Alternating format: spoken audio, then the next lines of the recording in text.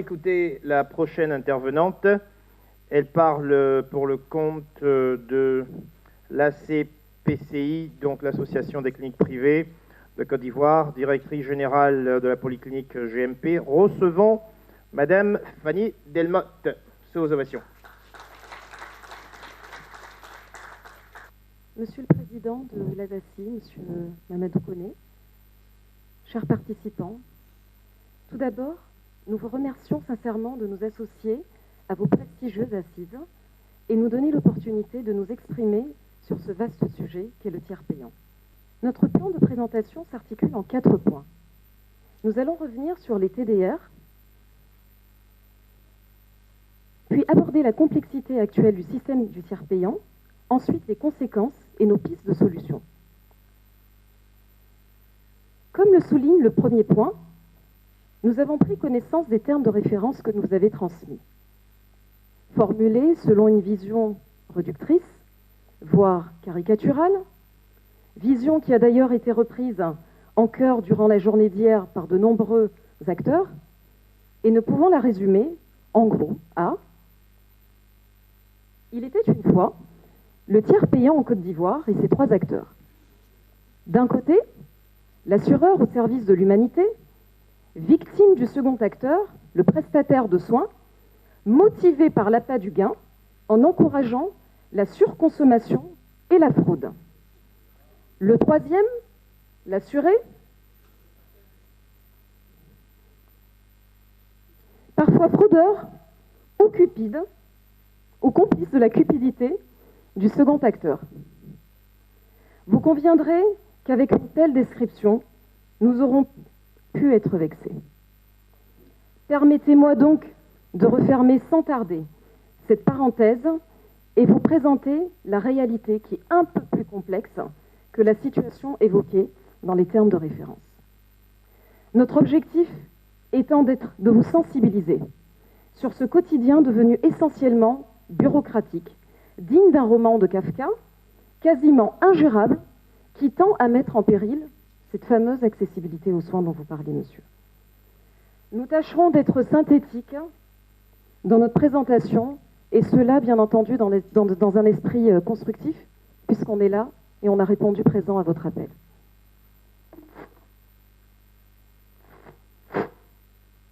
Nous allons commencer simplement par une procédure d'un système de tiers payant.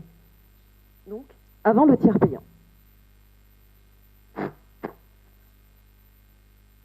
Pour vous expliquer la difficulté qui est la nôtre, aujourd'hui donc avec le système de tiers payant, comme vous le voyez sur ce slide, la procédure d'un patient donc non assuré, donc sans tiers payant, est très simple. Vous n'avez pas plus de 2 intervenants, pas plus de 2 documents à traiter, et un délai parcours administratif du patient qui est complètement réduit et qui peut s'assimiler au système français avec la carte vitale.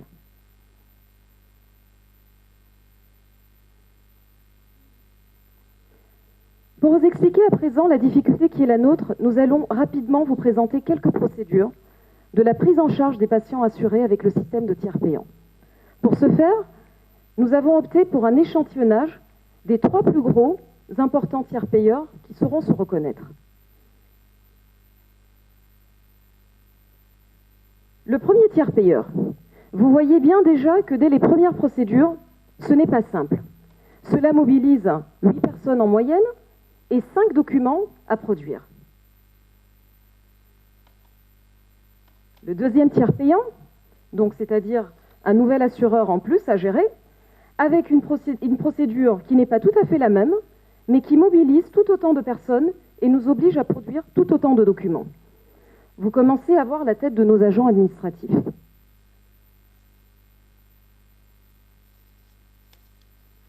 Et la troisième, rebelote. C'est pas simple, ça devient même très compliqué. Je vous laisse donc imaginer à présent quand nous nous retrouvons avec plus de 50 tiers payeurs à gérer. Comment voulez-vous qu'on accueille convenablement les assurés et qu'on puisse se focaliser sur notre mission de soins, qui est notre mission première? Quand nous devons former nos agents sur 50 procédures, il faut commencer à leur donner des antidépresseurs. Hein. Expliquer à nos agents de facturation qu'il faille restituer les factures selon les process de chaque tiers payant.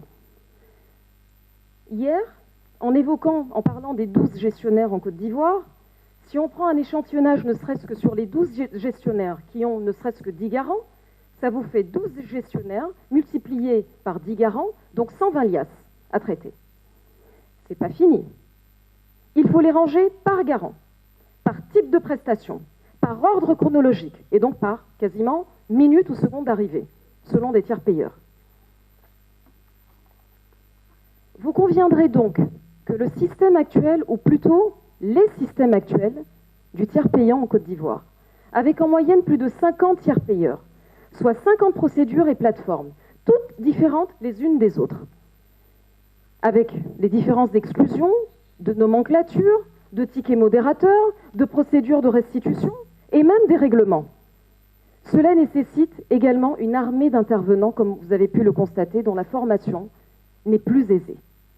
Tout ceci devient quasi ingérable, tant pour les prestataires de soins que pour les assurés, qui se voient infliger un véritable parcours du combattant pour accéder aux moindres soins. Au final, malgré nos efforts, la garantie du paiement de nos prestations sur le chiffre d'affaires réalisé n'y est pas. L'assuré, quant à lui, insatisfait et perdu par la compréhension des clauses de son propre contrat, comme ce que vous avez évoqué, notamment les exclusions, et parlons-en même des couvertures à 100%. Vous ne comprenez pas pourquoi est-ce qu'on vous dit pourquoi est-ce qu'il y a une exclusion alors même que vous êtes assuré à 100%. Nous nous retrouvons donc, nous, prestataires, à lui expliquer les termes de son propre contrat alors que nous n'en faisons pas partie prenante. D'où le fait que nous assistons quotidiennement à des violences verbales quasi quotidiennes.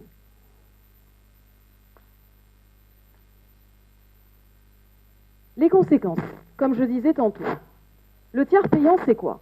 Ça demande quoi aux cliniques privées de Côte d'Ivoire?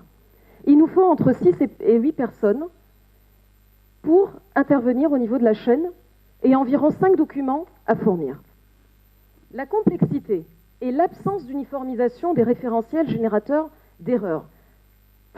Difficile donc pour les petites structures de répondre à ces exigences.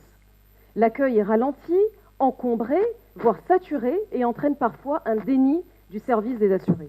Parce que, monsieur, ce qu'il faut que vous sachiez, ce n'est pas une obligation du prestataire de soins de faire les procédures que nous faisons quand vous arrivez au sein de nos cliniques privées.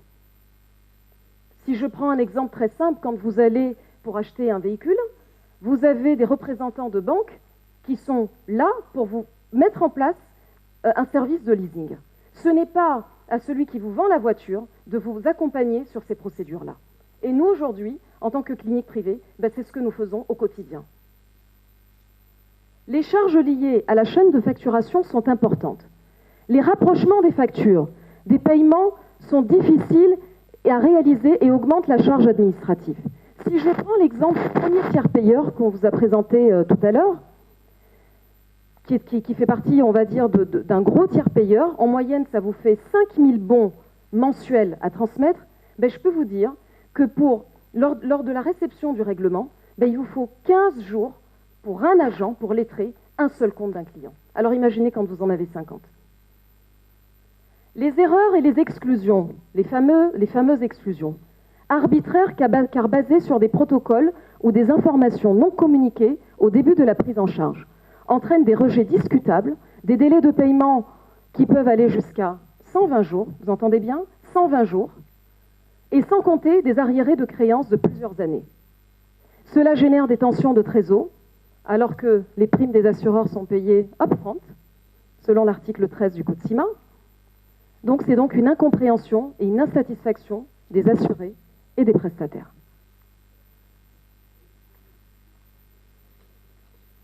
Les autres conséquences du fait de ces charges administratives, entre autres, nous sommes contraints de maintenir des prix considérés comme élevés et participons donc involontairement à cette faible accessibilité des soins. Monsieur Ganhy, les cliniques privées, nous avons certes une mission sociale, une mission de soins, mais avant tout, nous investissons nous prenons des crédits bancaires pour investir, pour essayer de vous offrir le meilleur plateau technique digne des standards européens. Ça a un coût. Alors le simple fait de vous donner l'accessibilité aux soins, en acceptant le tiers payant, c'est déjà notre participation. Cette situation empêche également une meilleure rémunération des professionnels de santé. Pouvez-vous convenir qu'un médecin qui fait 7 à 12 années de médecine puisse être rémunéré à 17 500 en tarif normal, parce qu'en tarif mutualiste, c'est 14 000, donc divisé par 2, sa part, donc en plus sur lequel il va enlever des BNC, et l'autre part, je peux vous assurer que nous peinons à peine à nous retrouver dans nos comptes, au vu de toutes ces charges administratives. Les tensions de trésorerie, dues au délai de paiement et les marges réduites empêchent enfin d'allouer des ressources suffisantes, comme je disais tantôt, au renouvellement des équipements. C'est un cercle vicieux, donc des prix supposés élevés, tant chez le prestataire que chez les assureurs, qui a pour résultat donc une couverture d'assurance santé inférieure à 10% donc de la population et qui empêche les assureurs de jouer leur partition sur l'extension de la couverture maladie et donc d'accroître leur marché. La régulation entre les deux organismes révèle du conventionnel, mais est insuffisant, alors même que les deux catégories d'acteurs ont des précautions réglementées. Les demandes d'information médicale sont le plus souvent en contradiction avec les exigences de la loi 2013-450, basée sur la protection des données à caractère personnel. Parce que pour transmettre une facture, si vous n'avez pas donné le détail des résultats de vos examens, pour lesquels nous n'avons pas forcément pris votre accord au préalable, ben nous ne pouvons même pas déposer nos factures. Le refus de réception des factures supposées hors délai sont en contradiction avec les lois commerciales ivoiriennes. Les corrections arbitraires, en biffant nos factures normalisées, sachant que le paiement des impôts se fait sur la base d'un chiffre d'affaires réalisé. Et je vous laisse découvrir comment nous reviennent nos factures. Une facture normalisée, corrigée, comme si c'était un devoir qu'on rendait à la maîtresse. On ne sait même pas pour quelle raison est-ce qu'on nous enlève ça. En attendant, la prestation de soins a été réalisée. Le patient, nous n'avons aucun lien parce que nous ne connaissons que soit le gestionnaire, ou le courtier, ou l'assureur. C'est une réalité.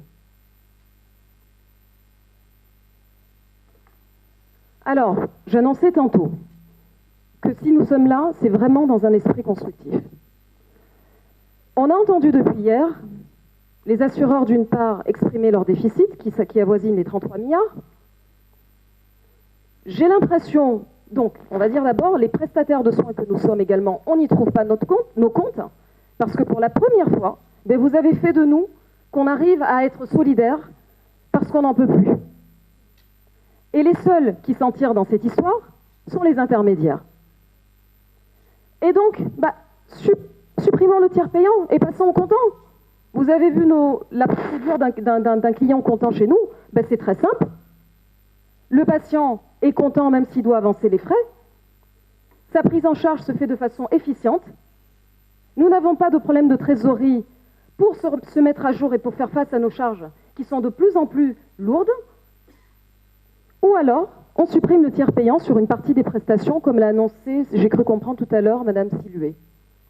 Ces deux options sont contre-productives, tant pour les assurés, puisqu'il y aura donc une réduction de l'accessibilité, mais pour le prestataire de soins, on pourrait dire, parce que c'est vraiment, ça a été toujours le point où on nous a fait comprendre que sans le tiers payant, on disparaît. Non, je suis désolée. Le chiffre d'affaires va certes diminuer, mais on va améliorer nos marges du fait de la réduction des coûts et on aura ensuite une meilleure trésorerie.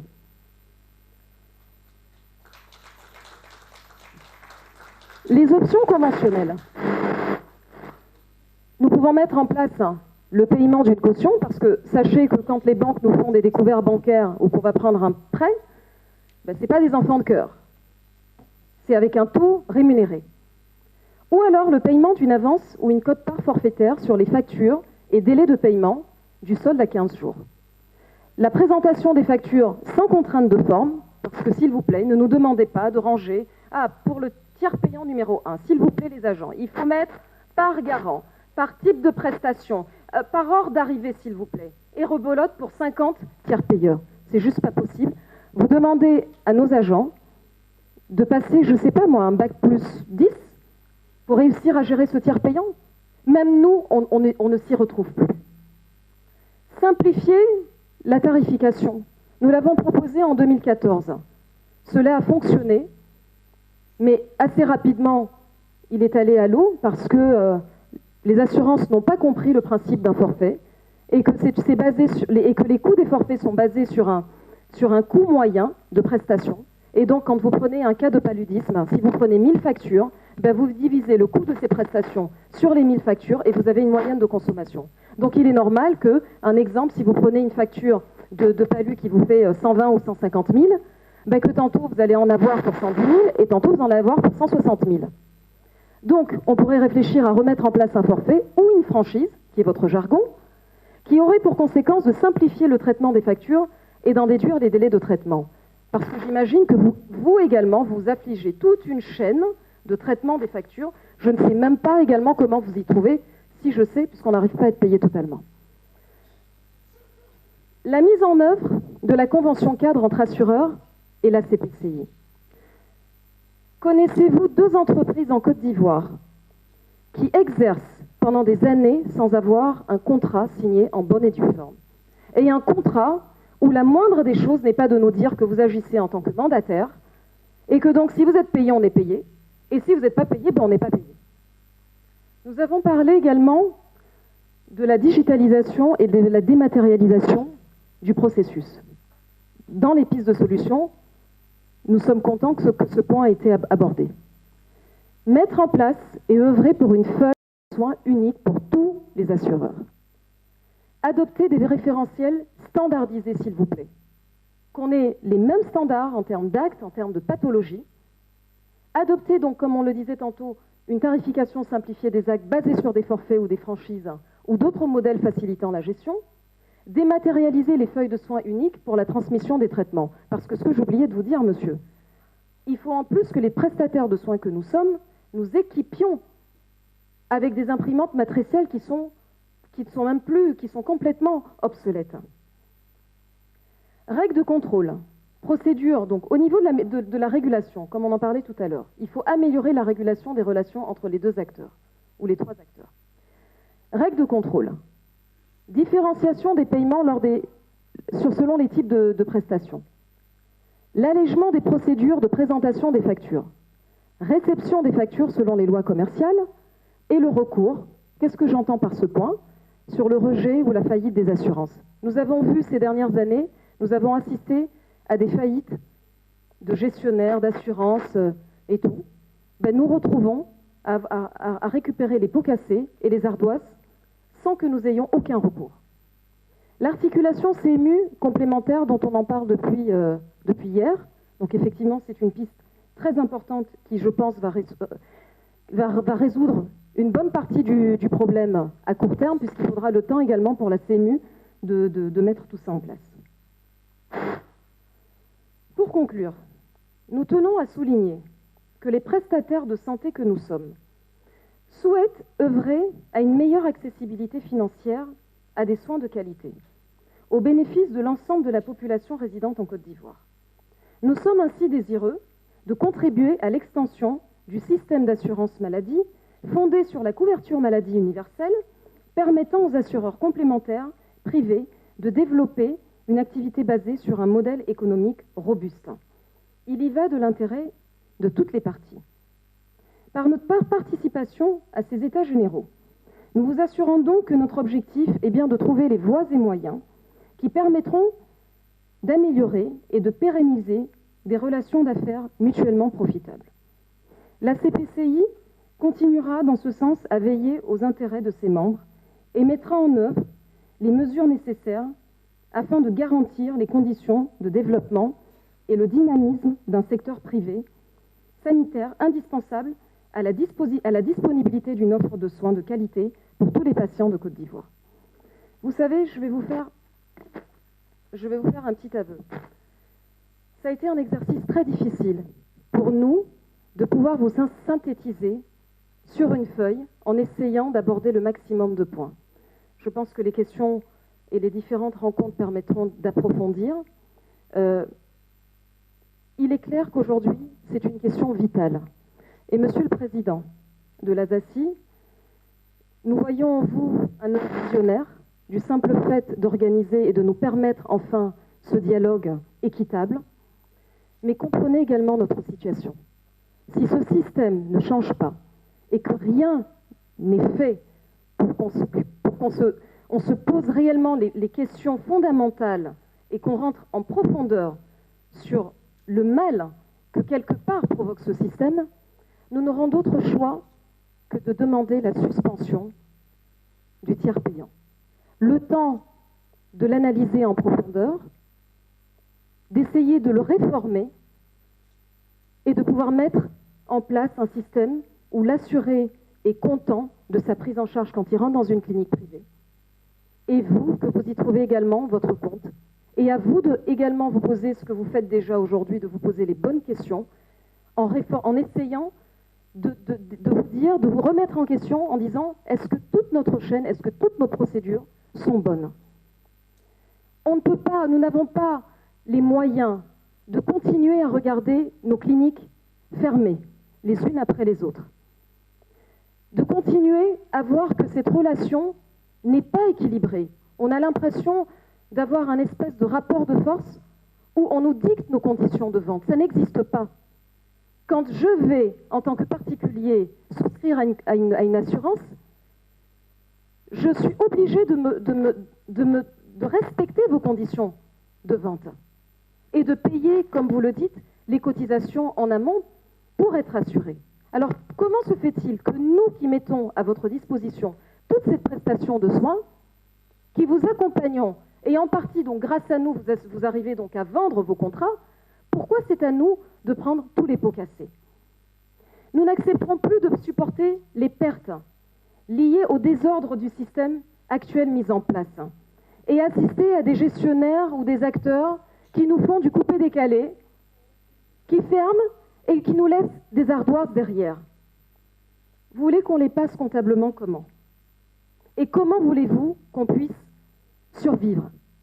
Nous ne pouvons pas être des acteurs ou être des spectateurs passifs à notre propre faillite. Il y va d'intérêt de tous. Alors, ne voyez pas en cela que la CPCI est venue pour faire des critiques, pour indirectement pointer du doigt les responsabilités des uns et des autres. On a tous notre part de responsabilité. Nous avons tous accepté, nous n'avons pas été forcés. Nous avons tous accepté de jouer le jeu et d'accepter le tiers payant. Aujourd'hui, il y a une réalité, ce système ne fonctionne pas. Alors, regardons, on ne va pas réinventer le monde, regardons les systèmes des pays qui ont fonctionné, qui fonctionnent déjà, et essayons de mettre en place ces mécanismes pour qu'on puisse offrir aux populations ivoiriennes une accessibilité aux soins et où toutes les parties soient gagnantes. Et donc nous demandons, pour clore ma présentation, nous entendons retrouver une confiance mutuelle et un respect mutuel pour un partenariat gagnant-gagnant. Je vous remercie.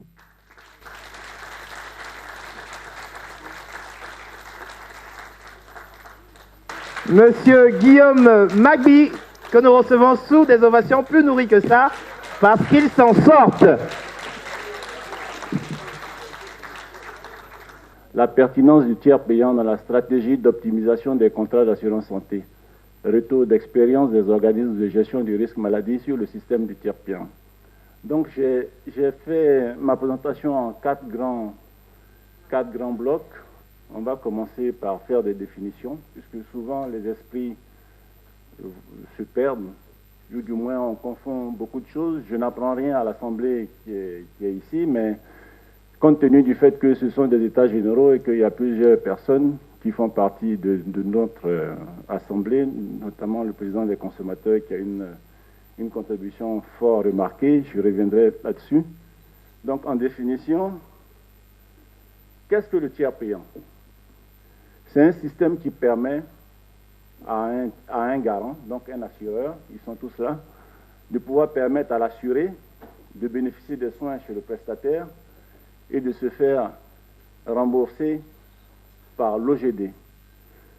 Donc c'est ce système-là qui a été promu depuis une vingtaine d'années et qui a ses heures de gloire et qui continue de permettre à ce que la majorité de la population se soigne, du moins les 5%. C'est un autre sujet dont on va débattre. Alors, l'assurance santé, c'est un hydre à plusieurs têtes, mais il a pour but de préserver l'assuré contre les risques liés à la maladie, ou précisément tous les événements entraînant une intervention médicale. Ce qu'il faut savoir dans l'assurance santé, les différents intervenants ont parlé de rejet, Mme Sidué l'a relevé, Fanny Delmotte l'a aussi mentionné. Ce que vous devez savoir, c'est que l'assurance santé ne rembourse pas tous les frais opposés à des soins, même si on est à 100%, parce que comme dans toute assurance, il y a des franchises, des plafonds et des exclusions. Alors, le tiers payant, les constats, c'est un schéma pour que nous puissions aller rapidement à l'essentiel. Comme vous le savez, le tiers payant a facilité l'accessibilité aux soins. L'assuré, vous le connaissez tous, se rend dans le réseau de soins, il va chez le prestataire, il paye la contribution qui lui est due, donc le ticket modérateur, et le prestataire de soins transmet sa facture à l'OGD, je ne sais pas voulu dire OGM parce que c'est en mention en ce moment, organisme de gestion délégué, qui refacture les prestations à l'assureur. Alors ce que vous savez tous certainement et que vous mentionnez avec force, c'est que les assureurs ont le droit conventionnement de faire des audits aux EGD. Donc chaque fois que je parle pour l'ensemble de la corporation, chaque fois que les assureurs ont eu besoin de venir contrôler des factures, les portes leur ont été ouvertes pour pouvoir mettre en face les quantums de facturation et les réalités des prestations. Alors justement, tout le monde parlait de la prévalence du tiers payant. Comme vous le constatez, on a, pour la plupart d'entre nous, on travaille tous avec les mêmes prestataires, plus de 2000 prestataires, en majorité groupés à Abidjan, avec très peu d'emprise sur la province. Abidjan étant la capitale économique, donc, comme on dit, l'argent étant le nerf de la guerre, les entreprises de santé qui se créent sont plus portées sur Abidjan qu'autre chose. Il y a un système qu'on connaissait tous, comme vous l'avez décrit, avant Sogerco, de Christian Respinger, que beaucoup d'entre vous ici connaissent, qui a été à l'initiative de MCI et qui a été aussi à l'initiative d'Ascoma. Il y avait le système dit du hors tiers payant. Des statistiques compilées, connues, prouvent que quand un régime est en régime en hors tiers payant, la sinistralité baisse de 30%. Parce que justement, ça fera plaisir au président des consommateurs, la population à revenu intermédiaire, pour ne pas employer un autre mot, n'a pas la capacité financière de faire face aux prestations. Lesquelles prestations ont augmenté de manière réglementaire et compréhensive par rapport au coût de la vie, mais les systèmes usités ailleurs dans d'autres pays ont prouvé que les équilibres financiers, et la MUGFC nous l'a rappelé ce matin, connus et conçus autour du tiers payant, étaient surtout liés à la maîtrise de l'offre de soins. Voilà, donc ça c'est le système du hors tiers payant que tout le monde connaît, que tout le monde n'approuve pas. Je vais revenir à l'autre diapo. Pardon. Alors, tout le monde aujourd'hui et hier se cristallise sur comment optimiser l'assurance santé. J'ai entendu aussi hier chez les intervenants qu'il n'y avait pas de statistiques disponibles. Le fait est que, comme l'ont relevé plusieurs personnes, il y a plus de 100 tiers payeurs et qui ont des pratiques plus ou moins douteuses, mais il revient à l'autorité de régulation de prendre des mesures coercitives fortes pour pouvoir réguler le marché, parce que nous en pâtissons nous tous. Bref, je reviens sur les grands volumes. Comment maîtriser les coûts? Je m'appesantirai sur la pharmacie. Dr Hassan hier Koulibaly nous a fait cas du principe de substitution pour pouvoir réduire le coût des médicaments. C'est une piste. Je m'appesantirai aussi sur les consultations. Vous voyez, ça représente en gros 18 à 20% le coût ne pourrait être containerisé que par une maîtrise ou une franchise appliquée au niveau de consultation. Je reviendrai aussi là-dessus. Et sur l'hospitalisation, objet de toutes les passions et de toutes les critiques, comme vous le savez, les hospitalisations se font par le menu. Il n'y a pas de tarif défini parce qu'à chaque fois, le cas d'un malade est différent d'un autre. Et donc, ça crée des adhérences et des contraintes. Et c'est les fameux objets de rejet qui font florès. 73 milliards de primes collectées au niveau de l'assurance santé en 2020. Les budgets alloués aux auto-assurances et aux mutuelles de santé représentent plus de 120 milliards de francs CFA.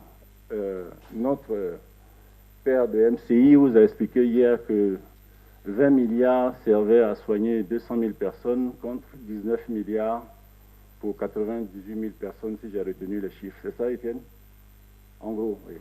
On est tous fatigués. Ça veut dire quoi? Qu'il y a une réelle problématique et une réelle prise de conscience pour que les assurances puissent générer de la différence, puissent innover, parce qu'il y a une partie importante de la population qui n'est pas assurée. Les constats de la gestion du risque et du SIOP, ce n'est pas à vous que je l'apprendrai, chers amis assureurs. Le tiers payant, avec sa résultante de bonus et malus, est régi par le fameux SIOP, les sinistres, le S, qui sont connus parce qu'ils ne peuvent pas varier puisque les tarifs sont conventionnés et risquent a fortiori d'être augmentés. Par contre, le P, c'est là où se situe toute la problématique parce que le P fait l'objet on va dire, de marchandage. Il est vrai, comme vous le dites, que des courtiers gestionnaires vous tordent le bras. Ce ne sont pas tous, du moins ceux que je connais ne le font pas. Par contre, compte tenu de la diversité de l'écosystème des intermédiaires, on a souvent à boire et à manger, comme dirait l'autre. L'autre contrainte, c'est aussi au niveau des assureurs. Quelqu'un l'a rappelé tout à l'heure, en parlant de couper-décaler, Stéphanie. Les assureurs viennent, ils nous entraînent dans des attelages peu conventionnels et partent après. Donc, les risques sont simples, ils sont connus, je ne vais pas insister là-dessus. Il y a le risque moral. Le risque moral, c'est la situation de l'assuré quand il est en possession d'une carte. 5% de la population est assurée en Côte d'Ivoire. C'est dramatique parce que dans ces 5%, je suis sûr que vous et moi, on donne des médicaments à nos parents qui ne sont pas assurés. Ça, c'est un cas de fraude et c'est le risque moral. Il faut que les gens puissent se soigner en considération de ce qu'ils ont. Le risque de surprescription, alors là, c'est l'arlésienne. Hein. Tous les prestataires, il y en a de corrects. D'ailleurs, je suis la preuve du tiers payant aujourd'hui. J'ai tenu à être là grâce à Fanny et à Christian. Le risque de surprescription est lié au fait que des prestataires veulent, à juste titre, augmenter le chiffre d'affaires quand cela est possible, parce que par derrière, ils ont des relations avec des gestionnaires qui ne sont pas souvent fiables. Le tiers payant expose aussi au risque ci-après, les fraudes et les abus. Les fraudes, vous le savez, aucun système n'est parfait. Si on se réfère à nos ancêtres les Gaulois, puisqu'il faut bien avoir le lien vers des modèles, je lisais hier que le déficit de la sécurité sociale était de 39 milliards d'euros. La branche maladie seule représentait un déficit de 31 milliards. À notre petit niveau de pays sous-développés, nous nous efforçons à pouvoir minimiser ce risque, mais je peux vous assurer que dans la pratique et dans la logique, il est compliqué. A fortiori, le hors tiers payant limite la propension à la dépense parce que les assurés, comme je le disais, n'ont pas la capacité financière de faire face aux dépenses. Oui. Alors, quelles sont les solutions qu'on pourrait apporter? Les prestataires, certains sont sérieux, d'autres le sont ont des largesses avec le ticket modérateur. Il faut encourager l'application du ticket modérateur et le faire respecter. C'est très important parce que certains prestataires font la grâce, font des ristournes même aux assurés, parce que c'est une forme de ristourne. On reviendra sur les ristournes. Certains prestataires font des ristournes aux assurés et augmentent de ce fait-là, de facto, leur chiffre d'affaires.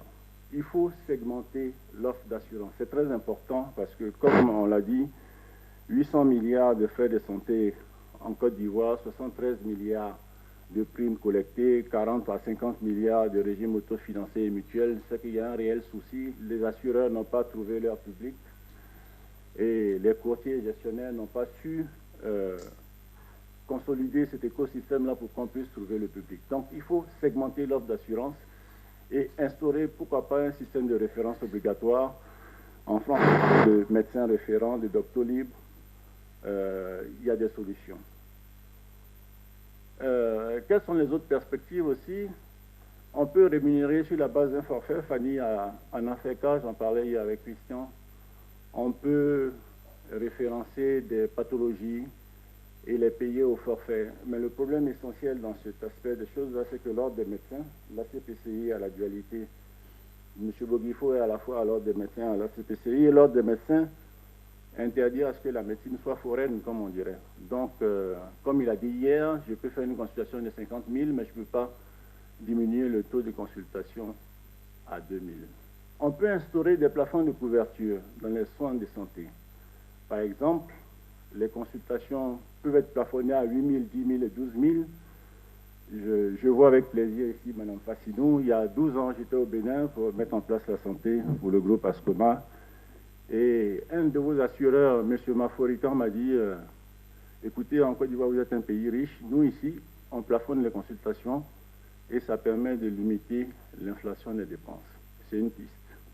On peut instaurer des jours de carence ou des franchises en cas d'hospitalisation. Et on peut conseiller aux assurés, c'est la grande tendance actuellement, de se faire vacciner pour éviter tous les problèmes liés à la pandémie. Une des autres perspectives, c'est la CMU. Elle a été abondamment commentée, elle est attendue, sollicitée, applaudie. On a eu l'échéance du premier trimestre 2022 où on espère que le concentrateur de flux permettra de réguler un certain nombre de problèmes. Ce concentrateur de flux, contrairement à ce que beaucoup de gens pensent, je pense, va tirer les prix vers le bas. Parce que, au même titre que la sécurité sociale française, la CMU ne veut pas payer plus qu'elle n'a. Ce matin, le directeur je ne sais plus, enfin, mais j'ai oublié son nom, qui nous disait que la consultation était à 5 ou 7 000 francs CFA. Et sur cette consultation-là, va s'agencer les polices complémentaires de santé qui, de facto, pourraient avoir une assiette plus large d'assurés.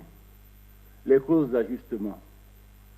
Alors ça aussi, j'y suis favorable à titre personnel et à titre technique parce qu'il faut que les assurés apprennent à savoir que se soigner, ça a un coût et qu'on ne peut pas d'année en année promouvoir la transhumance pour ne pas payer le juste prix.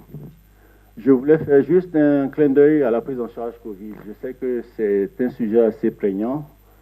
Je voulais demander aux assureurs ici de ne pas avoir peur de la Covid. Vous savez, il y a 20 ans, quand on a commencé le tiers payant, il s'est posé le même problème avec le VIH-Sida. Les assureurs refusaient la trithérapie, mais préféraient soigner les affections opportunistes. Les choses ont évolué. Il y a eu même des primes VIH-Sida par bénéficiaires qui ont permis à ce que les entreprises et les assureurs puissent gérer ce risque-là. Alors, justement, je vous disais tout à l'heure que j'étais favorable à la... Mais ça n'engage que moi, bien sûr. Aux nouvelles clauses qui ont été amenées par le marché pour deux raisons. Les anciennes clauses, je pense qu'elles s'appliquent à 2-3 gestionnaires, régulaient la prime au-delà de 75%. Voilà. Les nouvelles clauses ont descendu un peu plus bas le curseur et ont mis l'ajustement après un chargement de 30%.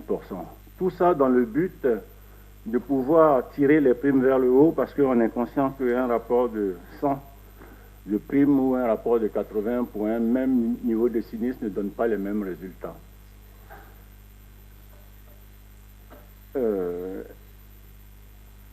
Alors, justement, j'expliquais tout à l'heure qu'on avait, l'écosystème avait failli, à mon sens, parce que la population ivoirienne est estimée à 27 millions d'habitants, avec un budget santé de 830 milliards. 830 milliards, c'est bien ça? Oui. 830 milliards, c'est des données de la Banque mondiale. Hein. Monsieur Rechin a parlé de plus de 1000 milliards. Je suis assez favorable parce que 70 $ par habitant, ça me semble assez insignifiant. La population ivoirienne assurée est inférieure à 10%, pour une prime collectée de 73 milliards. Donc ça veut dire qu'il y a un réel souci d'adéquation entre les besoins de la population et le niveau de collecte de la prime formelle. Il y a quelque chose à faire, tant au niveau des assurés qui paieraient la prime, que des assureurs qui portent le risque, qu'au niveau des prestataires qui, dans ce lot de ressources financières disponibles, peuvent y trouver aussi leur compte. J'aimerais, parce que avant de conclure mon propos, dire 2-3 choses. Tous les intervenants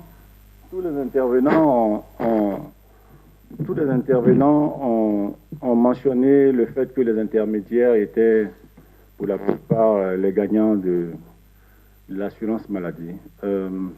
C'est pas mon avis, mais l'avis de toutes les personnes, de chacun est personnel. Les intermédiaires ont contribué à vendre le produit santé.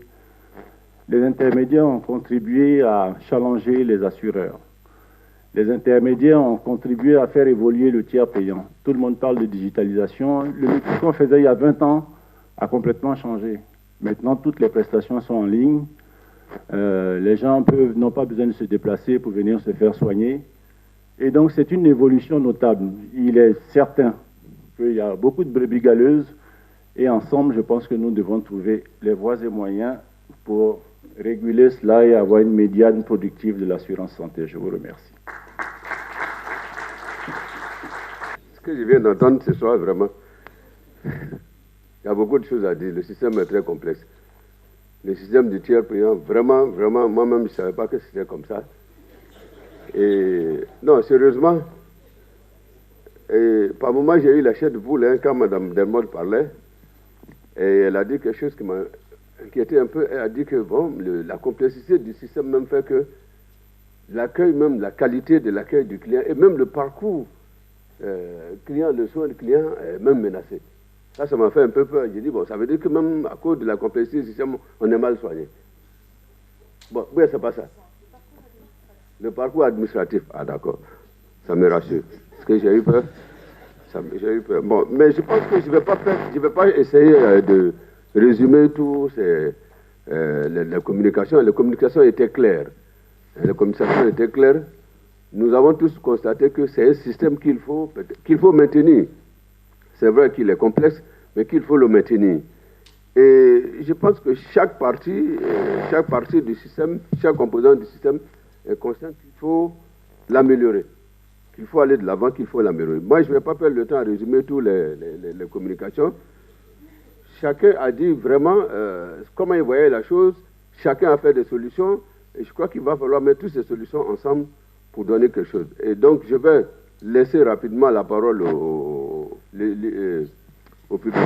public, aux participants, pour vraiment approfondir les choses, mais tout en sachant que nous avons demain, je crois que c'est demain, Monsieur le Président, nous avons l'atelier qui va vraiment... L'idée sera de sortir de là avec des solutions qui vont améliorer le système. J'ai vraiment bien apprécié le plaidoyer de Mme Delmotte à la fin, qui vraiment m'a donné la chair de poule, hein, parce que je me dis que nous sommes dans une situation très très complexe. On ne peut rien faire, il faut aller avec le système de tiers payant. Il faut le faire. Bon, elle m'a dit que solution radicale, il faut arrêter. J'ai dit non, il ne faut pas arrêter. Parce que quand elle a dit ça, j'ai dit non, ça c'est pas la solution. Heureusement, elle a donné autre chose à côté. C'est bien. Non, c'est vrai. Et puis bon, je pense que tout le monde a parlé de digitalisation. Il faut y aller à fond pour que vraiment limiter d'abord la fraude. Je pense que le seul moyen de limiter la fraude aujourd'hui, ça serait la digitalisation et il faut y aller à fond. Donc, je vais vous laisser la parole. Moi, je pense qu'on va faire on va pas prendre les groupes d'intervenants. Je n'aime pas trop les groupes là parce qu'après on se perd dans les questions. On va faire chap. Tu poses ta question, on te répond chap. Voilà. Merci. Bonjour à tous. Merci, Président, de m'avoir donné la parole.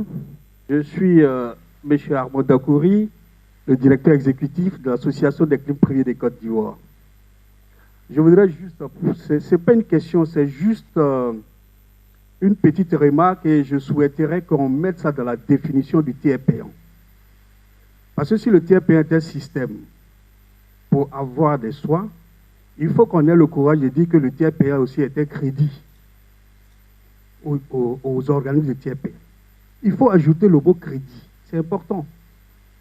Parce qu'on a beaucoup insisté dessus et là, quand certains ne veulent pas comprendre que c'est un crédit, ben c'est un crédit, il faut le mettre dedans pour que ça soit vraiment une définition complète. Merci. Voilà, je crois que c'était juste une contribution, comme il a dit lui-même.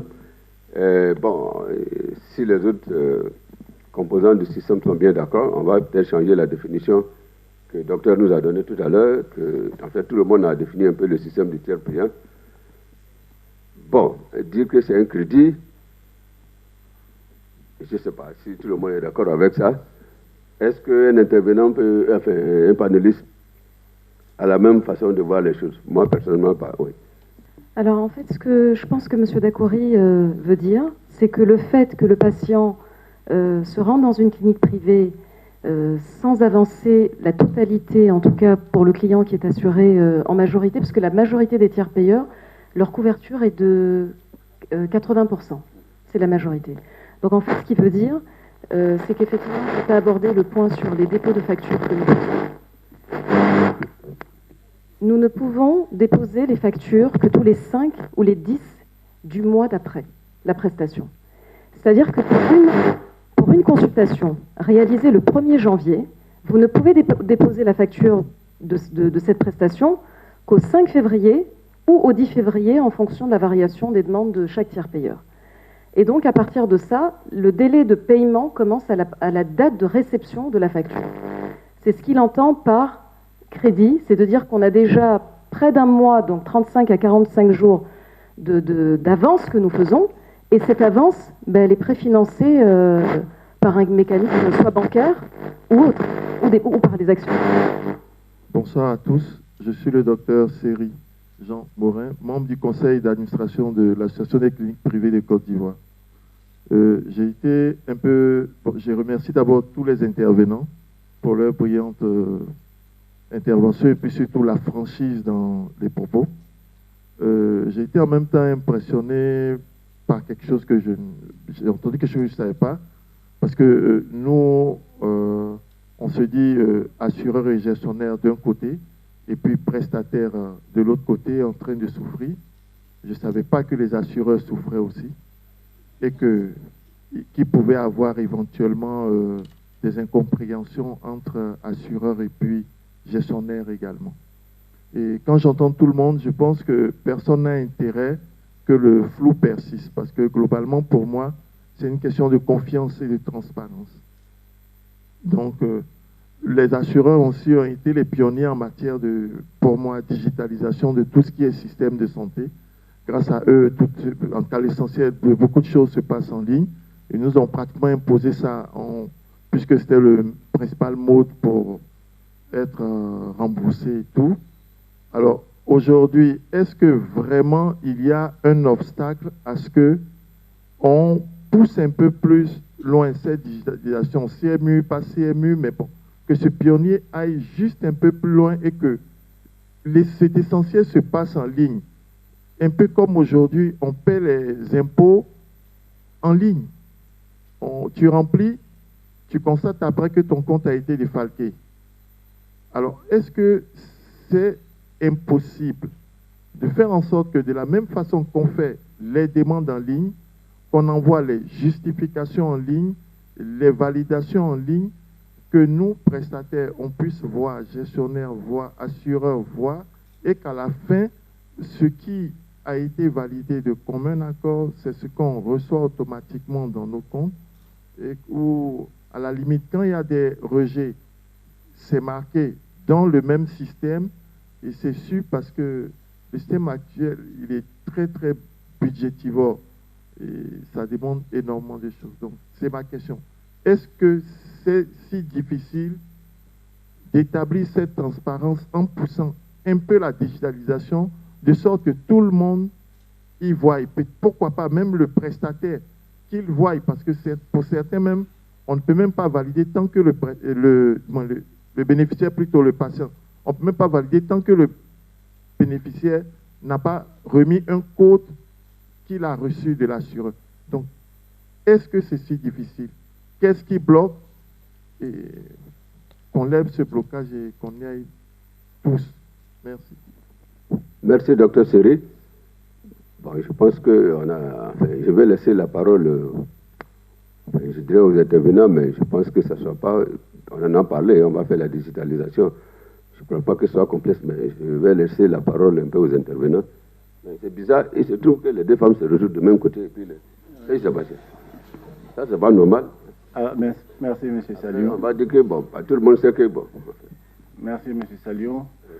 M. Seri, comme je le disais dans mon intervention, le métier a évolué. Rappelez-vous, il y a 20 ans, les mises à jour se faisaient par disquette. Les feuilles de soins étaient portées aussi manuellement. Là, maintenant, toutes les prestations que vous faites, en tout cas pour la plupart des gestionnaires pour les 3 groupes, toutes les prestations que vous faites sont en ligne. Ce que vous devez savoir, et beaucoup de prestataires l'oublient, c'est que nous ne sommes pas des assureurs. Vous avez fait le lapsus tout à l'heure. Nous ne sommes pas des assureurs. Nous sommes des fameux intermédiaires. Et à ce titre, nous sommes contrôlés par les assureurs parce que nous avons des conventions des délégations de gestion. Pour tout vous dire, en l'état, par rapport aux 3 gros, on peut payer les prestations chaque jour. Madame Sylvier vous a dit quelque chose tout à l'heure qui est passé peut-être à l'as. Elle a dit qu'on leur demande de régler les factures sous 15 jours. Est-ce que les assureurs sont prêts à régler les factures sous 15 jours? À contrario, il faut aussi que les primes soient encaissées et reversées aux assureurs. Donc, on a évolué. Le métier a évolué à cause des contraintes technologiques et des besoins des assurés. Toutes les prestations sont en ligne maintenant. Absolument toutes les prestations. Sur le graphe que je vous ai montré, à part les soins à l'étranger qui représentent moins de 1%, parce que les gens n'ont pas aussi la capacité d'aller se soigner à l'étranger, 99% des prestations en Côte d'Ivoire sont en ligne, parce que quelqu'un le relevait la dernière fois, je crois que c'est Alexis.